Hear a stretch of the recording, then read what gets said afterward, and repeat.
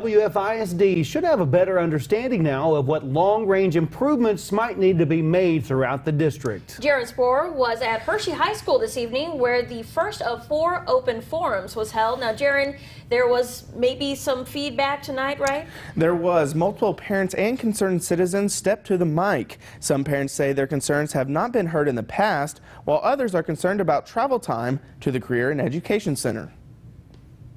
We're going to go ahead and start. About 100 people gathered at Hershey High School on Wednesday to go over some of their concerns with WFISD facilities. Jeanette Perry is a parent of a WFISD student and a Hershey graduate. She believes Hershey's issues get swept under the rug. Whenever the board comes up with new plans to make changes to certain sides of town, we usually get the short end of the stick. The last time it was facade and an AC unit, where the other side of town was going to get a brand new school. The district selected community members to serve on 2 committees. These community members will serve as the liaisons between the community and the district. Their charge is to listen to other community members, analyze district facility information, and develop facility options for the Board of Trustees to consider. Facilities Committee member Nicholas Schreiber says this will be a group effort. Getting opinions, as many opinions from people as possible is key. This will not be one person's idea to move forward. This won't be just one small group of ideas from one group moving forward. This is going to be the consensus of the community on how we can move forward. Another issue that Hershey High School grandparent Valerie Rhodes brought up was the travel time to the new Career Education Center building. They still couldn't take the 2 class periods it was to get there and back. And that was my whole thing about it.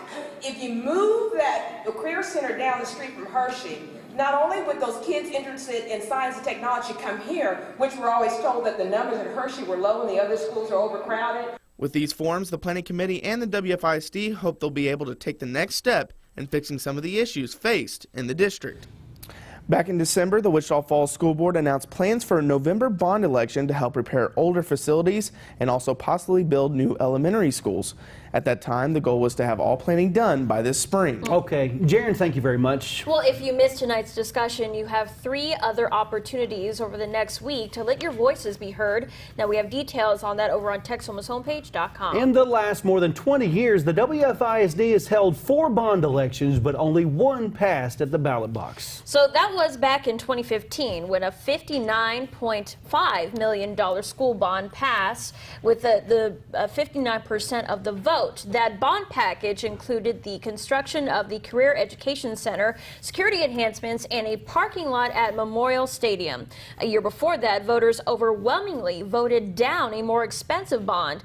The $125 million plan would have created 2 comprehensive high schools by consolidating Ryder and Old High into one large school with a separate 9th grade facility that Hershey High School would have been also received improvements with that, now becoming the second and smaller high school in the district as well. And the Career Education Center would also get part of that 2014 bond package. That proposal happened 10 years after the 2004 WFISD bond proposal, which failed by just a few votes. It was $73 million and included a sweeping renovation and rebuilding project for the district's 21 elementary schools. In 2002, WFISD had a bond. It also failed. This $121 million bond package included shutting down 8 elementary schools, rebuilding 5, and repairing the junior high and high schools.